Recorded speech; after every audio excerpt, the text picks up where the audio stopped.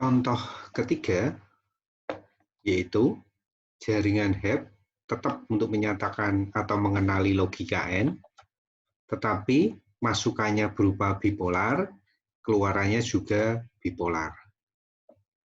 Nah, sehingga kita ubah X1, X2 bukan biner, tetapi bipolar. Bipolar itu sesuatu yang berlawanan. Jadi 1 itu lawannya adalah -1. Jadi untuk menyatakan benar dengan menggunakan 1, menyatakan salah dengan menggunakan -1. Jadi benar, benar, benar, salah, salah, benar, salah, salah. Nah, itu masukan untuk bipolar. 1 ini biasnya ya, biasnya tetap diberikan 1. Nah, sehingga gerbang N targetnya adalah benar, salah, salah, salah. Target ideal ya. Nah, maka kita hitung tabelnya, tabel perulangannya. Seperti biasa, kita buat tabel, kemudian kita inisialisasi untuk W1, W2, dan bias. W1 bobot 1, W2 bobot 2, bias awal 0, 0, 0. Nah, tadi kita sudah punya ini, yaitu input, kemudian bias, dan targetnya. Maka kita akan mengisikan perubahan bobot. Katakanlah 1 itu delta W ya, delta W1 itu sama dengan X1 kali T. Jadi 1 kali 1 hasilnya 1. Itu juga X2, 1 dikali 1 hasilnya 1. 1 kali 1 hasilnya 1. 1 kali -1, -1. -1 kali -1 hasilnya 1. 1 kali -1, -1. -1 kali -1, 1. 1 kali -1, -1. 1 kali -1, -1. -1 kali -1, 1. -1 kali -1, 1.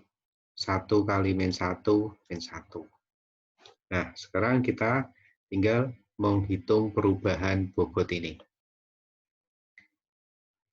Bobot baru, ingat bobot baru itu sama dengan bobot lama ditambah delta bobot.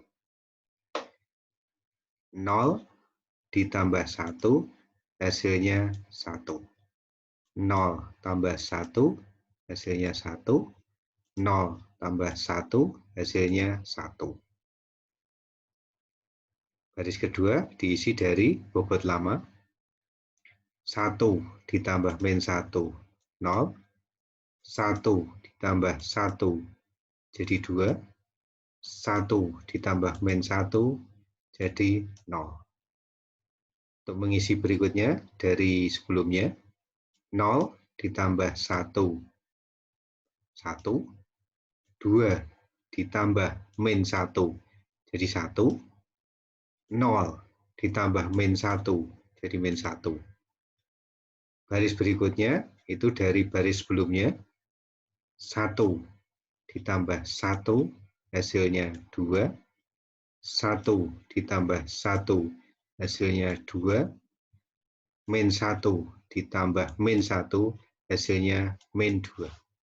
Jadi diperoleh hasil akhir terakhir posisi bobotnya W1 isinya 2, W2 isinya 2, biasnya juga isinya 2. Kita masukkan di dalam tabel fungsi ini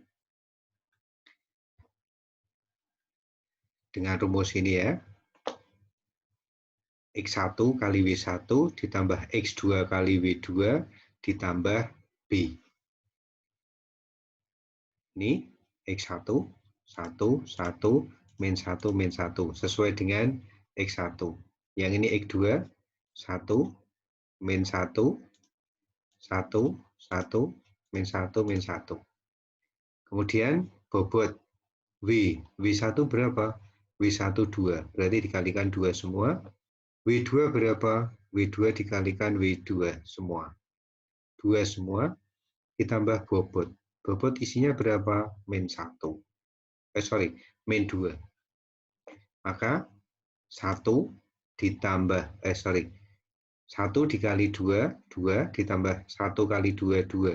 2 tambah 2, 4, kurangi 2, 2.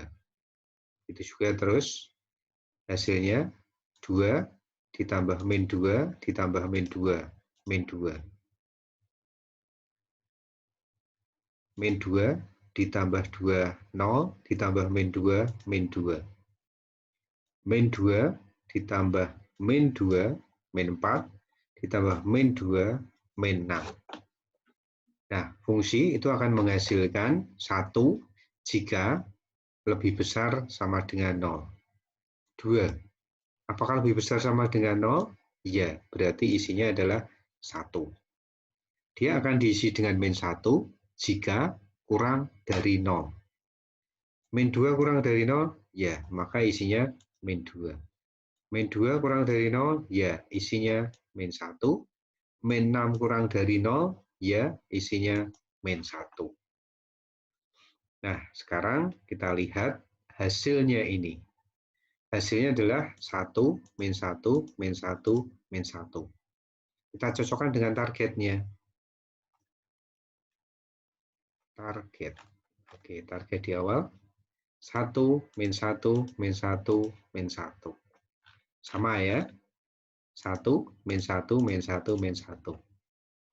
Berarti pada fungsi ini, jaringan HEP itu bisa mengenali pola fungsi gerbang N. Kok bisa? Sementara tadi percobaan yang pertama kedua nggak bisa. Karena perbedaannya adalah kita menggunakan jaringan HEP untuk mengenali gerbang N, inputnya bipolar, keluarannya bipolar. Yang tadi kita tidak bisa mengenali itu karena inputnya biner, keluarannya bipolar. Beda ya. Begitu juga yang pertama, inputnya biner, outputnya juga biner. Jadi dari 3 percobaan ini yang bisa dikenali oleh jaringan HEP untuk logika N itu adalah ketika masukan dan keluaran itu sama-sama bipolar. Masukan dan keluaran sama-sama biner nggak bisa dikenali. Masukan biner dan keluaran bipolar juga tidak bisa dikenali.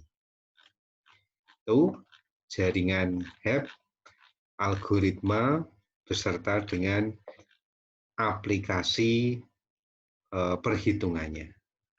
Nah, dari catatan di atas, 3 contoh percobaan tadi, bisa tidaknya mengenali satu pola gerbang N atau pola-pola yang lain tidak hanya ditentukan oleh algoritma HEP-nya saja untuk merevisi bobot dan batasnya, threshold-nya, tapi juga bagaimana data yang digunakan. Itu yang cukup penting. Nah, nanti kita akan menggunakan jaringan HEP untuk mengenali pola ini. Tapi di file lain.